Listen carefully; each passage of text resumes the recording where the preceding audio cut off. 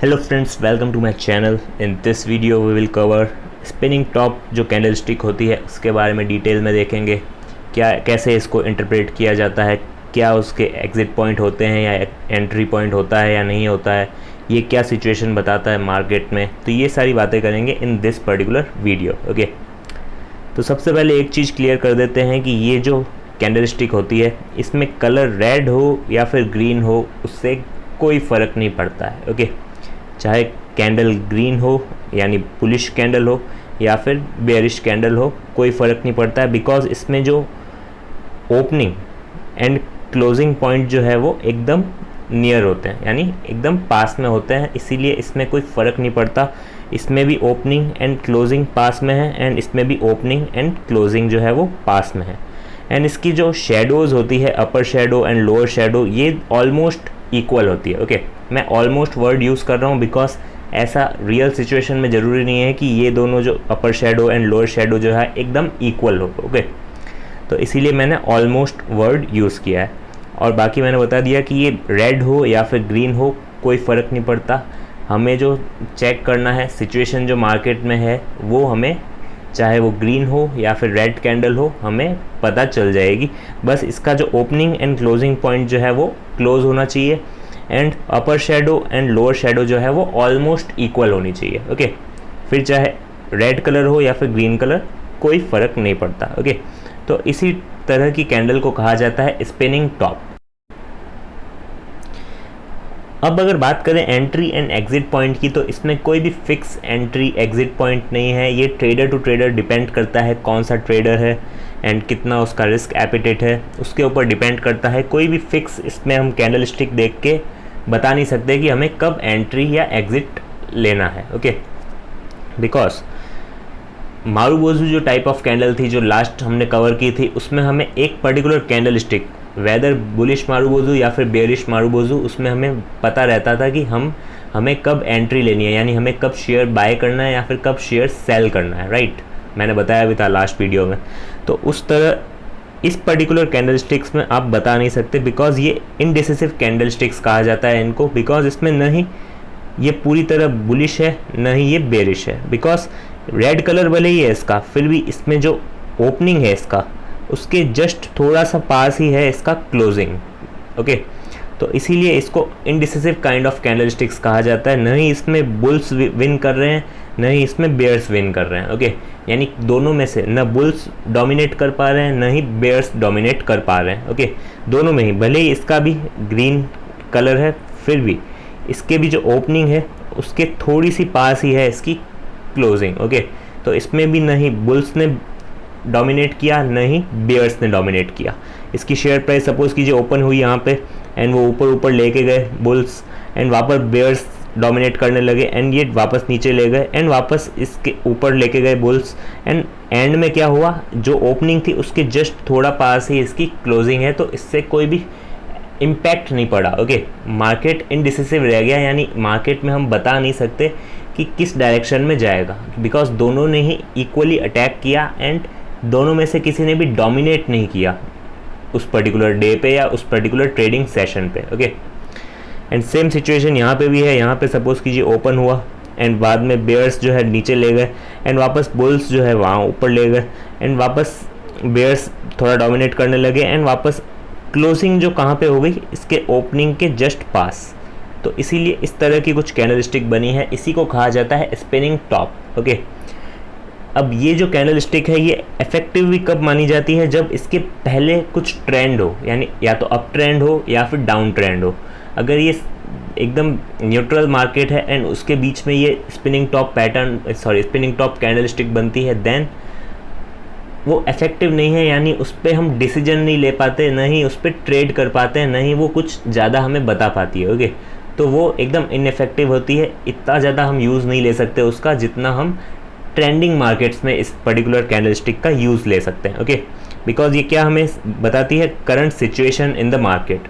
और वो सिचुएशन क्या होती है, जब भी ये कैंडल स्टिक बनती है इनडिसिसिव, यानी न बुल्स जीत पा रहे हैं न ही बेयर्स जीत पा रहे हैं, न बुल्स इन्फ्लुएंस कर रहे हैं मार्केट को न ही बेयर्स इन्फ्लुएंस कर पा रहे हैं। ओके,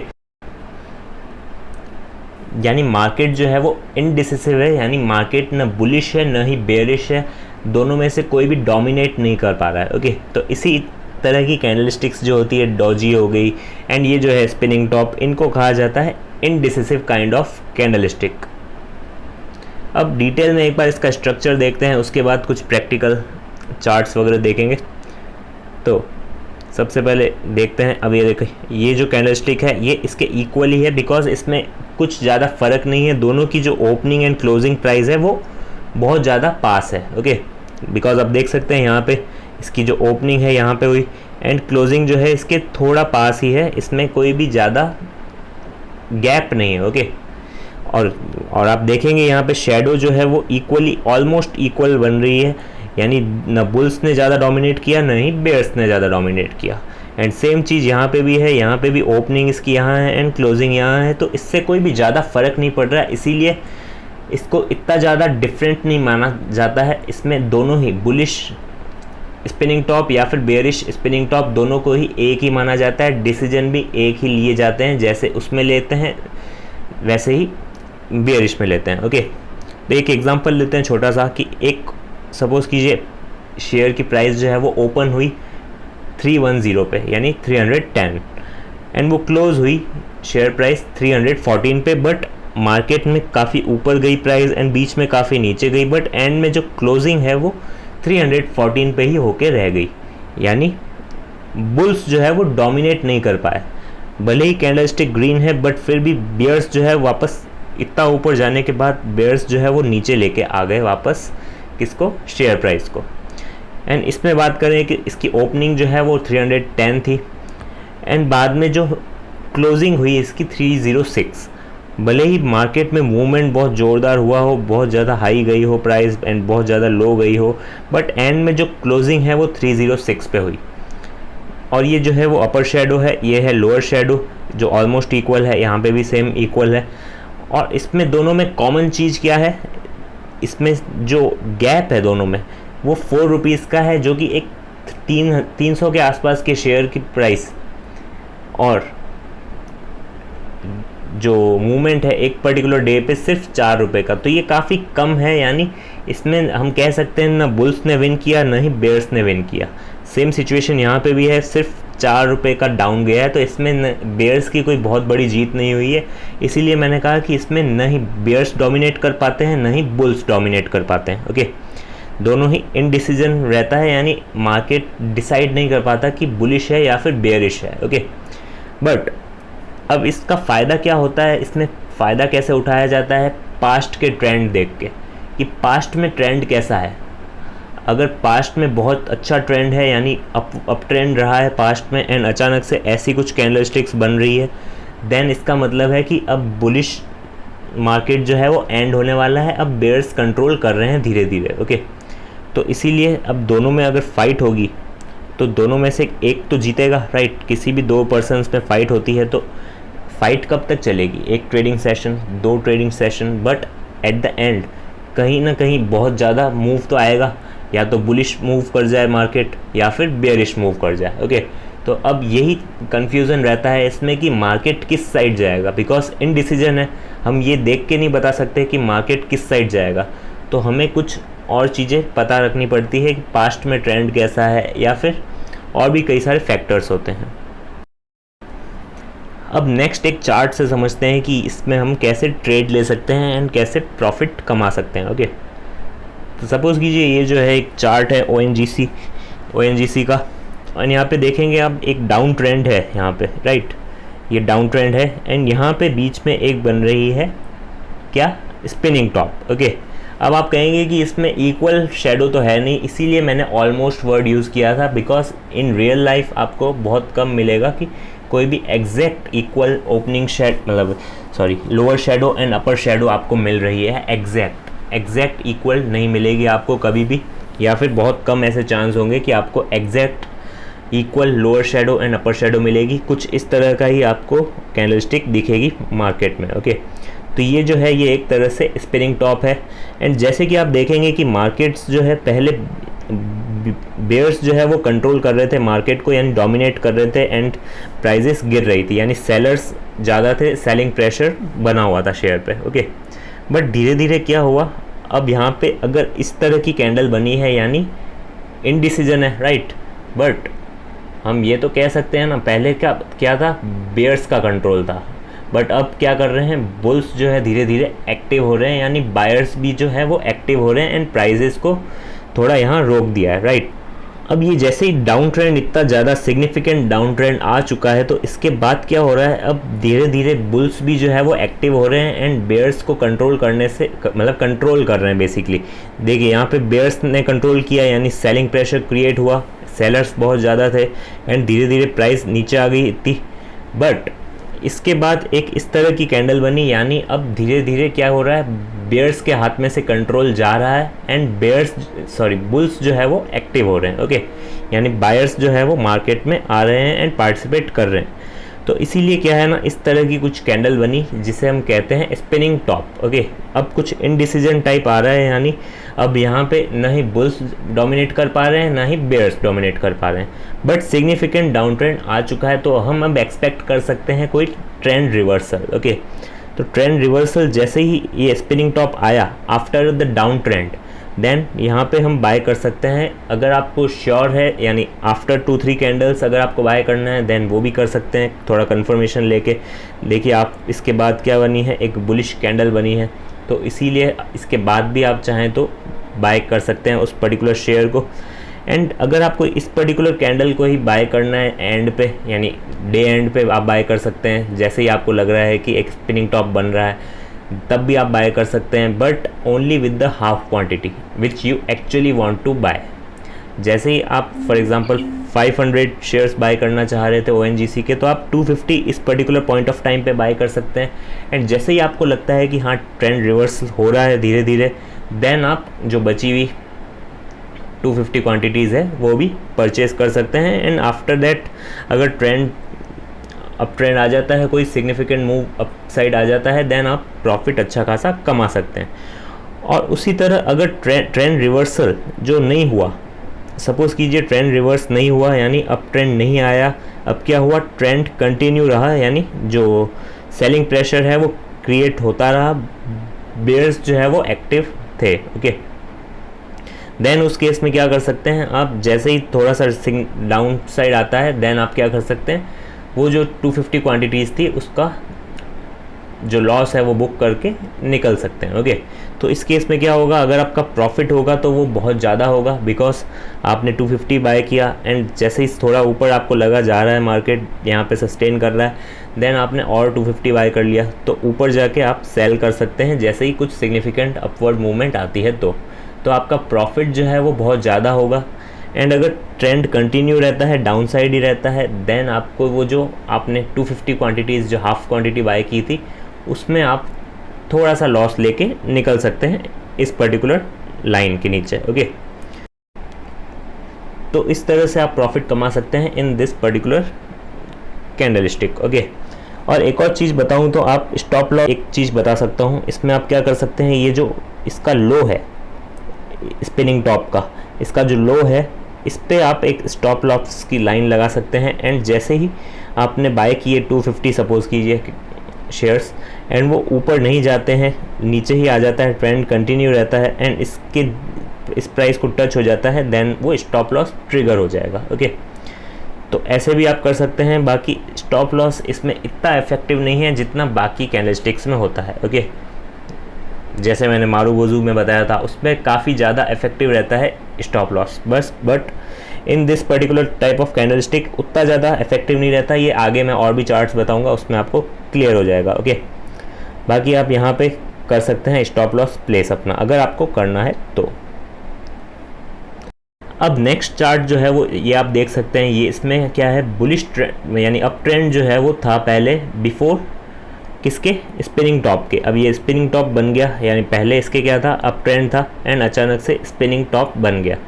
देन उसके बाद आप एग्जैक्ट नहीं बता सकते कि ट्रेंड रिवर्स होगा या फिर कंटिन्यू रहेगा, बिकॉज इतना ज़्यादा बुलिश ट्रेंड नहीं था, यानी अप ट्रेंड इतना ज़्यादा भी नहीं था कि आप ये ज़्यादा प्रोबेबिलिटी यानी ज़्यादा चांसेस हैं ऐसा कह सकें। ओके, तो इक्वल चांसेस है, ट्रेंड कंटिन्यू भी हो सकता है एंड ट्रेंड रिवर्स भी हो सकता है।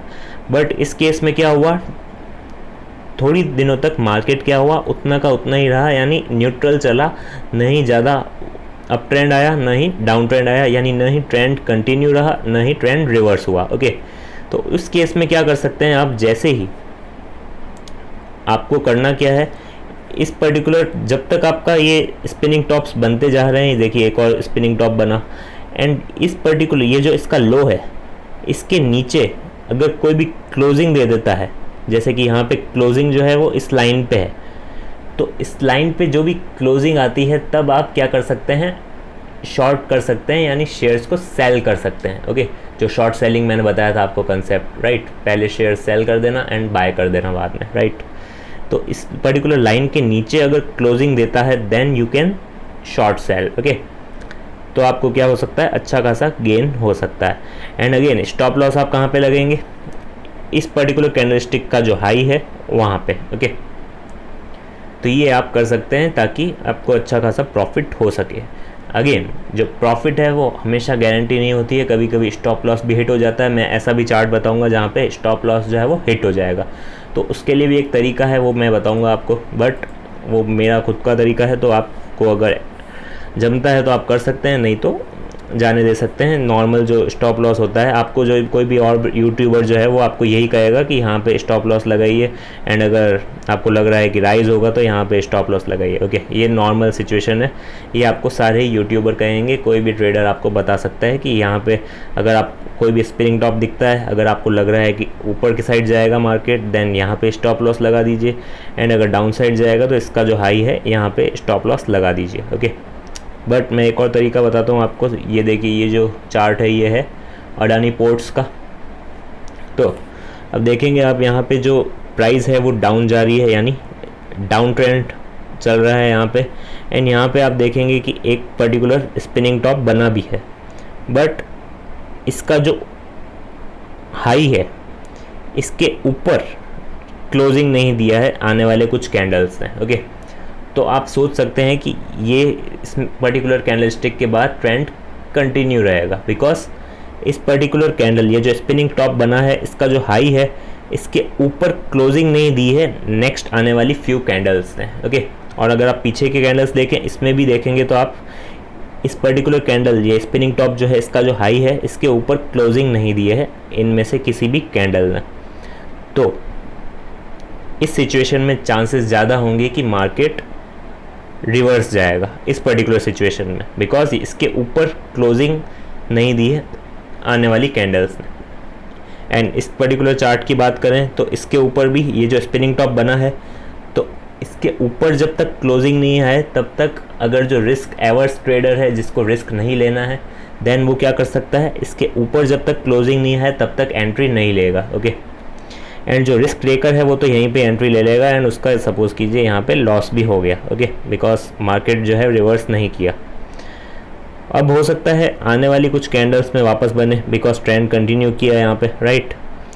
तो अब देखेंगे तो यहाँ पे एक और स्पिनिंग टॉप बना है। अब नेक्स्ट जो प्रॉब्लम आएगी इसमें वो क्या आएगी कि आपका जो स्टॉप लॉस है वो हिट हो रहा है। ओके, बिकॉज मैंने पहले क्या कहा था कि ज़्यादातर यूट्यूबर्स या ज़्यादातर ट्रेडर्स आपको कहेंगे कि स्टॉप लॉस आपको यहाँ पे लगाना है, राइट, सॉरी यहाँ पे, 1 सेकेंड,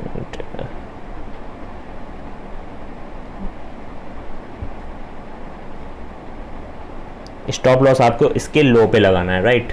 बिकॉज अगर आपको लग रहा है कि ट्रेंड रिवर्स होगा, एंड ट्रेंड रिवर्स होगा, इसका चांसेस कैसे पता चले आपको, जस्ट इसकी नेक्स्ट कैंडल देखनी है कि अगर प्रीवियस कैंडल के हाई से ज़्यादा उसका क्लोज है, क्लोज कहाँ कर रहा है, यहाँ पे, यानी प्रीवियस कैंडल के ऊपर ही, प्रीवियस कैंडल के हाई के ऊपर ही क्लोज दिया है इसने, तो इसका मतलब है ट्रेंड रिवर्सल के चांसेस ज़्यादा है। ओके, बट शॉर्ट टर्म के लिए ये देखिए यहाँ पे डाउन ट्रेंड, छोटा सा डाउन ट्रेंड आ गया, एंड स्टॉप लॉस जो आपने लगाया था वो हिट कर गया। ओके, तो इससे बचने के लिए आप क्या कर सकते हैं, इससे पहले, यानी ये जो स्पिनिंग टॉप है इसके पहले कुछ कैंडल्स देखनी है आपको, 1 या 2 या 4 कैंडल्स, उसने कितना लो बनाया है, तो उसने इतना लो बनाया है तो उतना ही आप स्टॉप लॉस रखिए, तो उससे आपके चांसेस बहुत कम हो जाएंगे स्टॉप लॉस हिट होने के। ओके,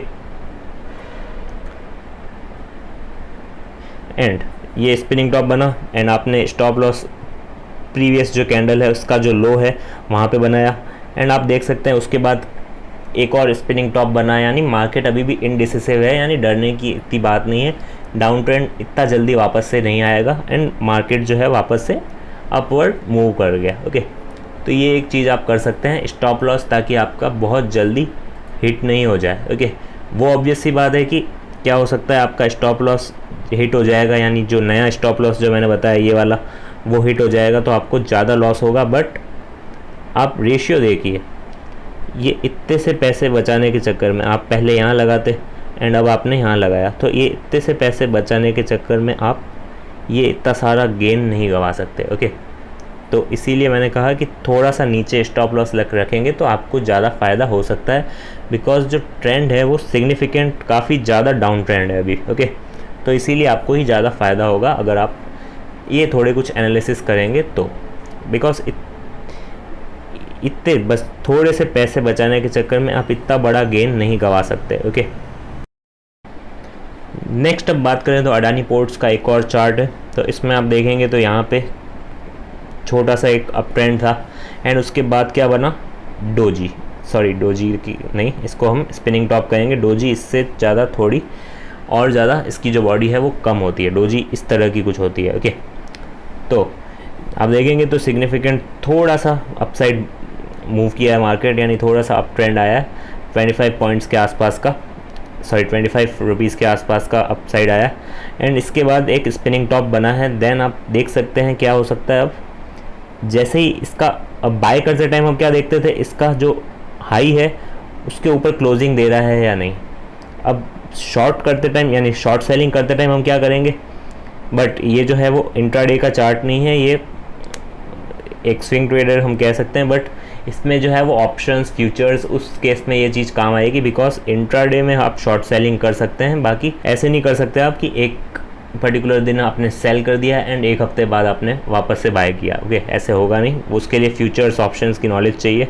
तो फ्यूचर्स ऑप्शंस अभी तक मैंने पढ़ाया नहीं है आपको, बिकॉज तो जो कोर्स वाले बच्चे हैं जो कोर्स देख रहे हैं मेरा स्टार्टिंग से, तो वो स्किप कर सकते हैं वीडियो यहाँ से ही, बिकॉज ये जो है वो ऑप्शंस फ्यूचर्स एंड ऑप्शंस जो होते हैं उसके लिए ज़्यादा रिलेवेंट है। ओके, तो आप देख सकते हैं यहाँ पे जो है एक तरह से स्पिनिंग टॉप बना है एंड जैसे ही अपसाइड मूव गया एंड इसका जो लो है उसके नीचे अगर क्लोजिंग देता है नेक्स्ट आने वाली कैंडल्स, देन उस पर्टिकुलर टाइम पे आप क्या कर सकते हैं, शॉर्ट कर सकते हैं। ओके, तो देखिए ये जो है इसके नेक्स्ट कैंडल जो है वही इसके नीचे क्लोजिंग दे गया, इसका जो लो है इसके नीचे क्लोजिंग दे दी इसने। तो इसके बाद आप क्या कर सकते हैं, देख सकते हैं इतना ज़्यादा जो मूव किया है मार्केट डाउन साइड। ओके, तो ऐसे आप क्या कर सकते हैं, प्रॉफिट अर्न कर सकते हैं।